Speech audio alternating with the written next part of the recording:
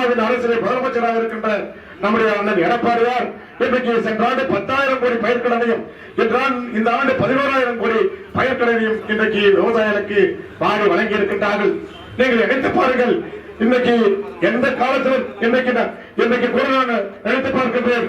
இன்றைக்கு மழைய வர்ணபகவனுக்கு கூட இன்றைக்கு நான் தூது விடலாம் என்றிருக்கின்றேன். போதும் மழை என்று சொல்லுகின்ற வகையில் இன்றைக்கு மலைராசியுள்ள நாயகராக நம்முடைய முதலமைச்சர் திறந்து கொண்டிருக்கின்ற காரணத்தால் தான் இன்றைக்கு கடைமடை பகுதியான அங்கு தஞ்சாவூர், திருவாரூர், நாகப்பட்டினம் மாவட்டங்களில் எல்லாம் இன்றைக்கு மூச்சு பேச்சு இல்லாமல் அத்தனை விவசாயிகளும் இன்றைக்கு பாதுகாக்கப்பட்ட வேளாண் மண்டலமாக நம்முடைய முதலமைச்சர் அறிவித்ததற்கு பின்னாலே தான் இன்றைக்கு அத்தனை பேரும் அத்தனை விவசாயிகளும் இன்றைக்கு நம்முடைய முதலமைச்சருக்கு நன்றி செலுத்துகின்ற ரகமாக நம்முடைய முதலமைச்சரை பின்தொடர்கிற வகையிலே இன்றைக்கு நம்முடைய முதலமைச்சருக்கு பாராட்டு கூட்டம் நடத்துகின்ற வகையிலே இருக்கின்றார்கள். நம்முடைய முதலமைச்சர் அவர்கள் நம்முடைய போக்குவரத்து அமைச்சருடைய சீரிய முயற்சியின் காரணமாக கடந்த 5 மார்ச் 5/3/2020 அரசு மருத்துவக் கல்லூரி திறப்புறாவிற்கு வந்தார்கள். அதற்கு பின்னாலே 7ஆம் தேதி அங்கே திருவாரூரிலே உணவுத்துறை அமைச்சர் காமராஜ் அவர்கள் அங்கே விவசாயிகள் மாநாட்டிலே அங்கே சொன்னார்கள், காவிரி காப்பாளர் என்ற பட்டத்தை கொடுக்கின்ற பொழுது நம்முடைய முதலமைச்சர் சொல்லுகிறார், இந்த நாட்டின் முதலமைச்சர் என்பதை விட அவர் சாதாரண விவசாயி என்று சொல்லுவதிலே பெருமைப்படுகிறேன் என்று சொன்னார்கள். ஆக இன்றைக்கு விவசாயி பாதுகாக்கின்றதாக ஒரு நாட்டினுடைய முதலமைச்சராக இன்றைக்கு வந்திருக்கின்றார்கள். ஆக அந்த வகையில் உங்களுக்கெல்லாம் பயிர்க்கடனையும் மத்திய கால கடனையும் வாரி வழங்குகின்ற வகையில் தான் நம்முடைய மாண்புமிகு போக்குவரத்து அமைச்சர்கள் இந்த மாவட்டத்திற்கு புரட்சித் தலைவர் அம்மாவால் அடையாளம் காட்டப்பட்டு இன்றைக்கு எண்ணற்ற வரலாற்று சிறப்புமிக்க திட்டங்களை எல்லாம் இந்த மாவட்டத்திற்கு கொண்டு வந்து கொடுத்ததன் பயணமாக இன்றைக்கு பல்வேறு திட்டங்கள் இன்றைக்கு மக்கள் எல்லாம் செழிப்போடு இருக்கின்றார்கள்.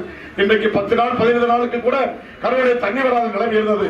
அதையெல்லாம் சீர்பட செய்து குண்டும் குழியுமாக இருந்த சாலைகள் எல்லாம் கரூர் நகராட்சி இன்றைக்கு ஒரு நல்ல நகராட்சியாக இன்றைக்கு மாண்புமிகு முதலமைச்சரும் இங்கே நச்சாண்டு வருகின்ற நகராட்சியாக உருவாக்கி கொடுத்திருக்கிறார் என்று சொன்னால் அதற்கெல்லாம் சொந்தக்காரர் இந்த மண்ணுடைய மைந்தர் மாண்புமிகு போக்குவரத்து அமைச்சருடைய சீரிய முயற்சிதான் காரணம். ஆக அந்த வகையில் இங்கே இருக்கின்ற கரூர் மாவட்டத்தில் இருக்கின்ற 84 தொடக்க வேளாண்மை கூட்டுறவு சங்கத்தின் மூலமாக இன்றைக்கு பயிர்க்கடனை வாரி வழங்கிக் கொண்டிருக்கின்றார்கள். ஆக அந்த வகையில் விவசாயிகள் எல்லாம் நீங்கள் இந்த கடனுதவியை பெற்று குறிப்பிட்ட காலத்திலே அதை செலுத்தி இந்த நாடும் நாட்டு மக்களும் கிராமம் நீங்களும் நல்ல முறையிலே வாழ வாழ்த்தி விடைபெறுகின்றேன். நன்றி, வணக்கம்.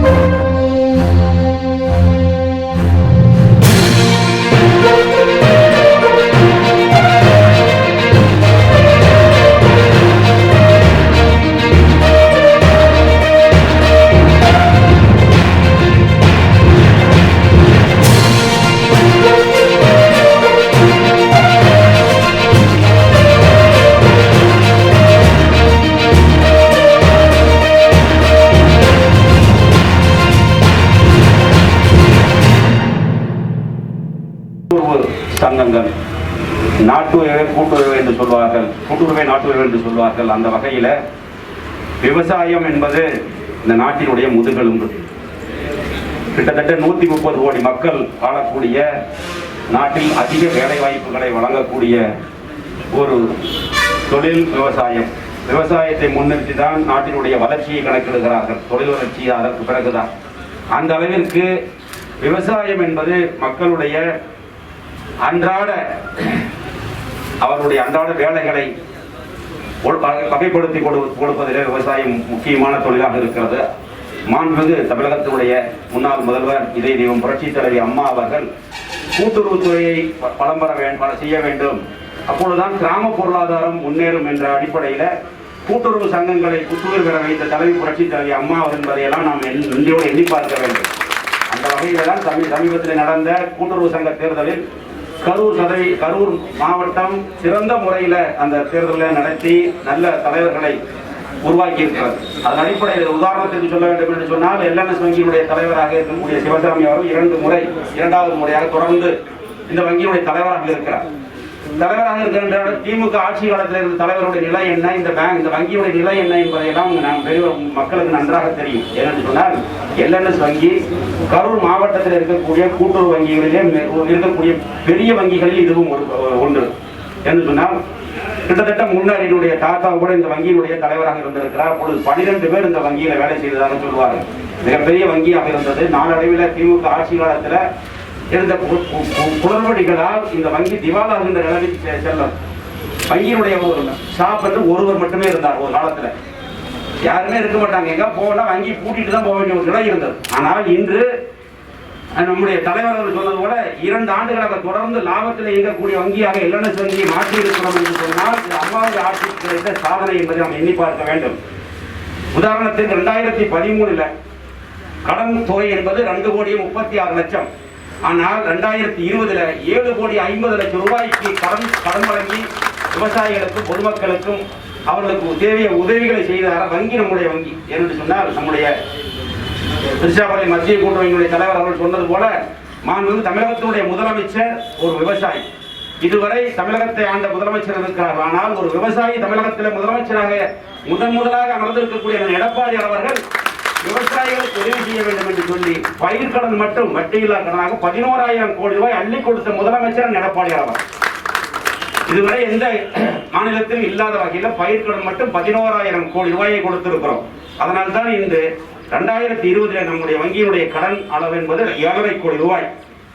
அது மட்டுமல்ல, 2013 10 லட்சம் இந்த எம்டி லோன் என்பது 10 லட்சமாக இருந்தது. இன்று நம்முடைய இப்பொழுது வழங்கப்படக்கூடிய இந்த கடன் தொகை மட்டும் 55 லட்சம் ரூபாய் என்பதை நீங்கள் எண்ணி பார்க்க வேண்டும்.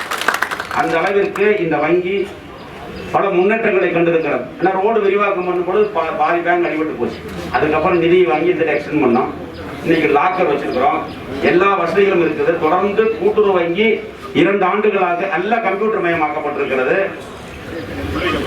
எல்லாமே கம்ப்யூட்டர் மயமாக்கப்பட்டிருக்கிறது. தொடர்ந்து 2வது ஆண்டாக எல்என்எஸ் வங்கி லாபத்தில் இயங்குகிறது என்பதை நேரத்தில் பெருமையோடு சொல்லிக்கொள்ள விரும்புகிறேன். அது மட்டுமல்ல, மாண்புமிகு தமிழகத்தினுடைய முதலமைச்சர் விவசாயியாக இருக்கின்ற காரணத்தால் விவசாயிகளுக்கு தேவையான அத்தனையும் செய்து கொண்டிருக்கிறார். குடிமராமத்து நாயகன் என்று தமிழக விவசாயிகளால் போற்றப்படக்கூடிய முதலமைச்சர் எடப்பாடியார் அவர்கள் குடிமராமத்து திட்டத்தை கொண்டு வந்து கிராமங்களில் இருக்கக்கூடிய கால்வாய்கள், குளங்கள், ஏரிகள் அனைத்தையும் தூர்வாரி மழை காலங்களிலே பெய்யக்கூடிய மழை நீர் வீணாகாமல், கடலுக்கு செல்லாமல், வீணாக கடலிலே கலக்காமல் விவசாயத்திற்கும் குடிநீருக்கும் பயன்படக்கூடிய வகையில் அத்தனை திட்டங்களை செயல்படுத்தி இருக்கிறோம். கிட்டத்தட்ட 487 குளங்களை கரூர் மாவட்டத்தில் தூர்வாரி இருக்கிறோம். முதலமைச்சருடைய திட்டத்தால் காவிரி கரை, அமராவதி கரையில் இருக்கக்கூடிய அனைத்து வாய்க்கால்களும் தூர்வாரப்பட்டு கடைமடை வரை தண்ணீர் வந்திருக்கிறோம். நல்ல மழை பெய்கிறது. மழை காலங்களில் இது எப்பொழுது எல்லாம் மேட்டூர் டேம் எப்போ பார்த்தாலும் 100 அடியிலே இருக்குது. இந்த வருஷம் சரித்திர சாதனையாக மேட்டூர் டேம் குறிப்பிட்ட தேதியில் திறந்து தஞ்சை டெல்டா விவசாயிகளுக்கு பயனுள்ளதாக இருந்திருக்கிறது. அது மட்டுமல்ல, மாண்புமிகு தமிழக முதலமைச்சர் இதே புரட்சி தலைவி அம்மா அவர்கள் இருந்த காலத்திலும் சரி, ஆனால் எடப்பாடி அவர்கள் காலத்திலும் சரி, நம்முடைய மாநிலம் தெற்கே இருக்கக்கூடிய கடைசி மாநிலம். புயல் பாதிப்பால் விவசாயம் பாதிக்கப்படுகிறது, வறட்சியால் பாதிக்கப்படுகிறது, மழை காலங்களிலே பாதிக்கப்படுகிறது. ஆனால் அதையெல்லாம் தாண்டி மத்திய அரசு உணவு உற்பத்தியில இந்தியாவிலேயே தமிழகம் தொடர்ந்து 5 முறை அந்த மத்திய அரசு கொடுக்கக்கூடிய கிருஷி கர்மான் விருதுகளை தொடர்ந்து 5 முறை பெற்று சரித்திர சாதனை படைத்திருக்கக்கூடிய அரசு அம்மாவுடைய அரசு என்பதையெல்லாம் நீங்கள் எண்ணி பார்க்க வேண்டும்.